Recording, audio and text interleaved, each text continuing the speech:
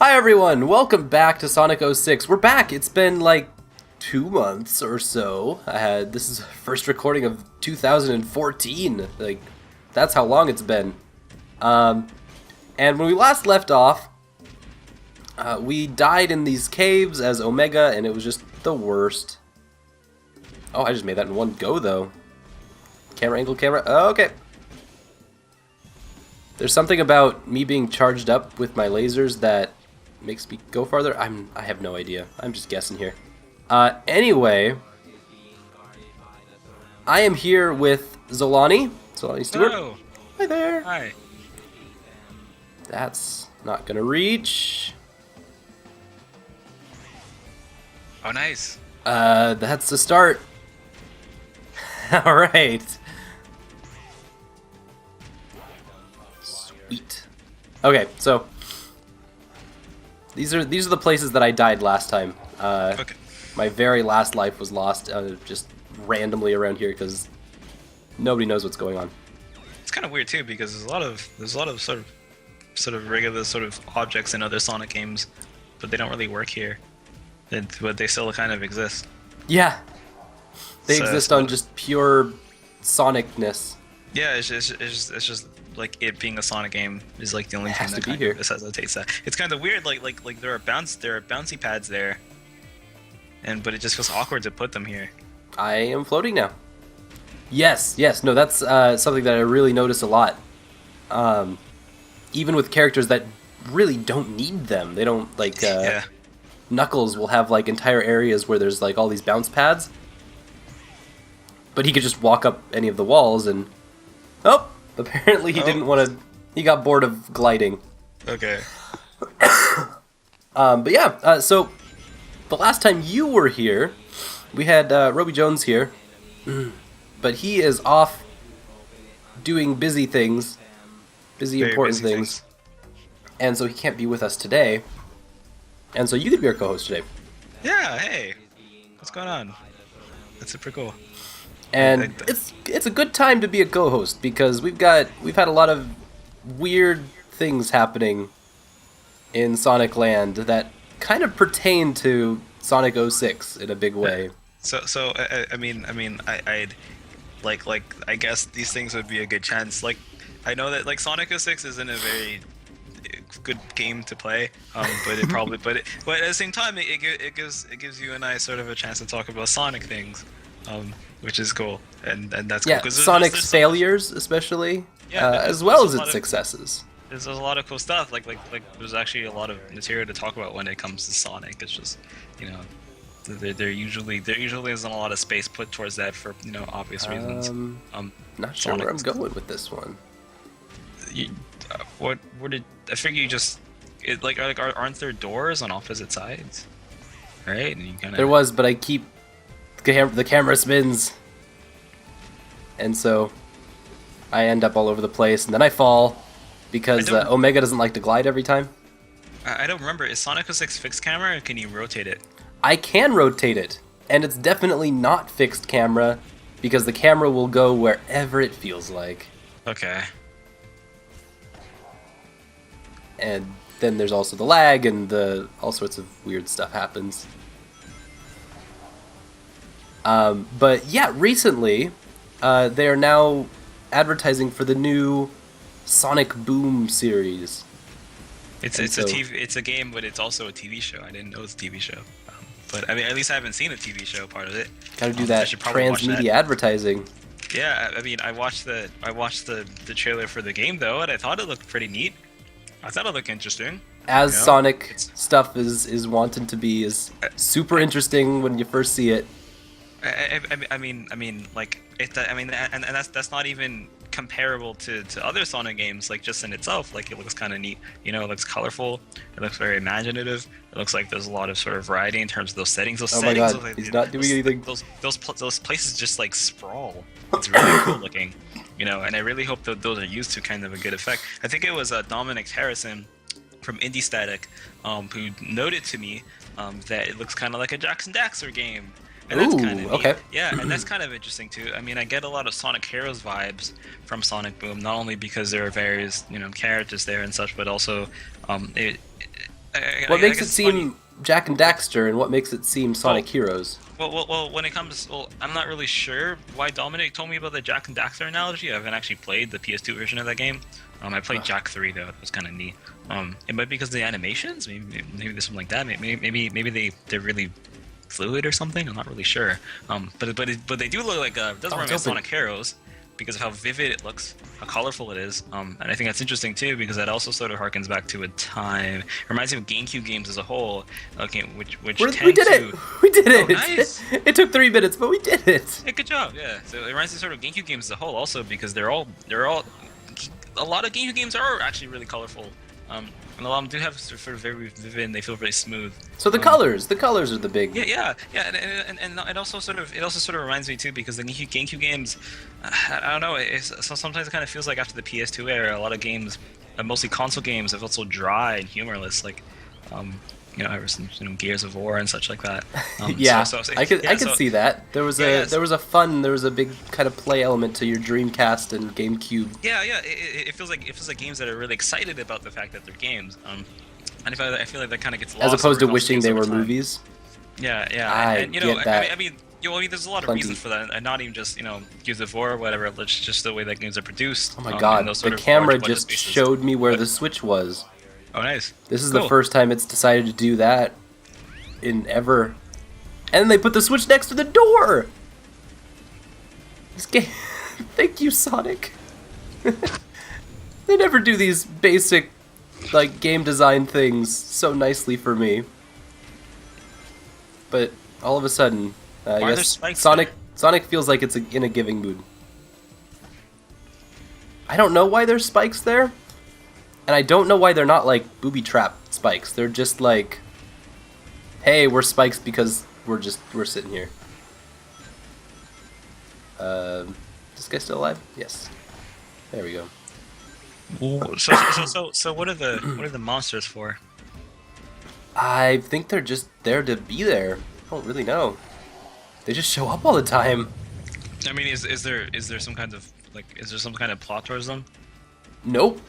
Okay, so and they're not Eggman's monsters. They just kind of exist. Yeah, there's a lot of weirdness here. I mean, I remember, at least in the Genesis games, like there's a reason why the enemy's there, which doesn't matter too much. But it's the idea that a lot of what they are, they sort of exist within the fiction, and in the way that seems to match. But Sonic 06 is odd because there's just all these weird monster-looking things. They don't seem to really like. You have these like cartoony like anthropomorphic animals fighting like sort of very detailed, textured like demon creature things. It's just really supposed weird. to be like they're supposed to be guarding the temple or something.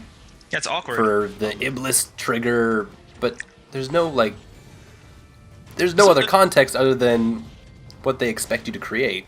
Well, there's no suggestion towards that, which is just. I don't know what just happened, but hopefully it doesn't again. You get some rings before you die. There you go. Oh, these are 2 at once. Okay, that's why it looks weird. And that's why the game's having a lot of issues trying to process it. In Sonic Adventure 2, there's also a temple level. It's a really, really good temple level too. It's great. Oh, geez. I'm trying to remember it. It's called Pyramid something. Yes. Yeah, it has great momentum. It has great pacing to it. A lot of the levels in Sonic Adventure 2 have great pacing to them. Except in the Tails and the Eggman version. No, but yeah, like I know that. I mean, there are a few Eggman levels that kind of drag a lot. How do I? But they're still kind of serviceable. They're sort of satisfactory. To be honest, what I wish more of them was, I just wish that a lot of them were kind of shorter. That's mostly it. And when it comes to sort of like the Knuckles Rouge thing, like those are really kind of interesting too. Oh yeah, that's really where the game shines and really shows off its like light versus dark, 2 edges of the same sword kind of thing. I mean, personally, I think that the shining mostly just comes from actually like the Sonic Shadow levels, but like those levels are really cool too. I think Sonic Adventure 2 as a whole is really strong. Versus some kind of versus some sort of missteps here and there. Sonic Adventure 2 is also kind of important too because it kind of paves a roadmap for basically a lot of the 3D games that come out after Sonic Adventure 2. I absolutely agree. So that includes Sonic Heroes, that includes Sonic 06, like where we're playing right now. Yep.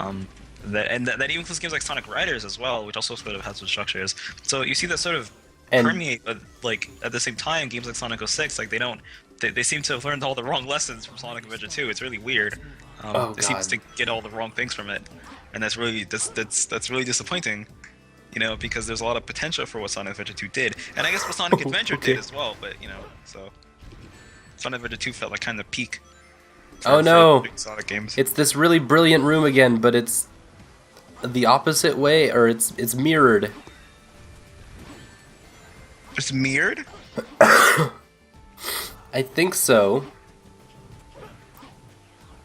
Okay, I get it. Yes, your room is very, very clever. I don't want to see it again, please. So it just pushes you Oh, back. I landed on the spikes. That's new.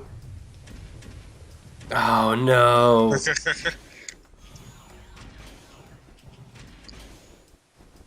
What a weird place.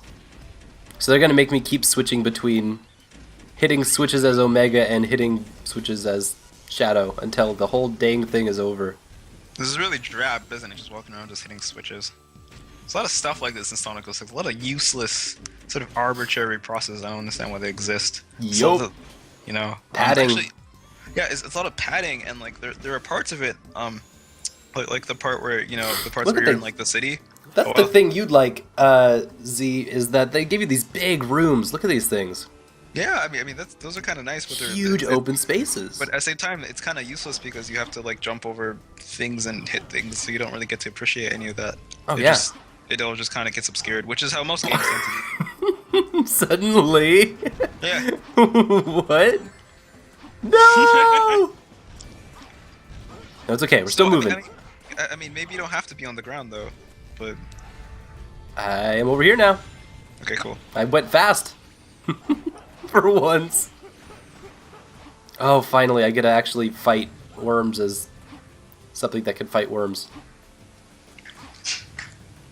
Where are they?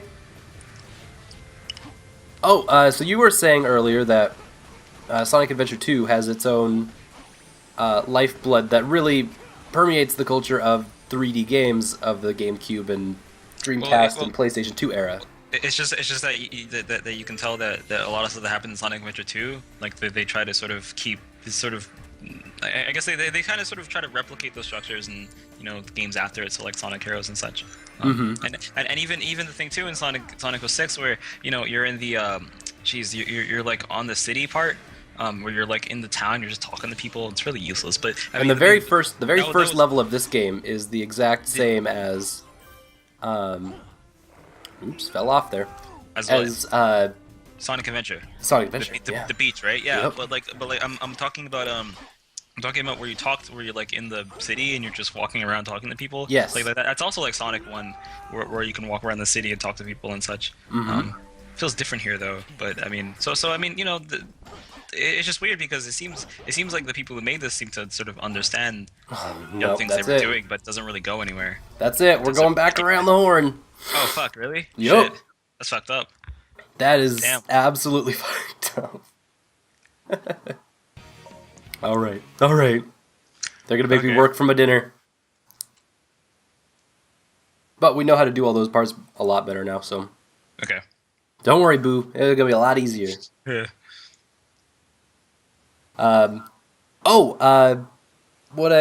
My bigger point is that there's also a huge departure in kind of understanding 3D worlds between this and versus its other franchise that is constantly compared to, and that's Mario. Yeah.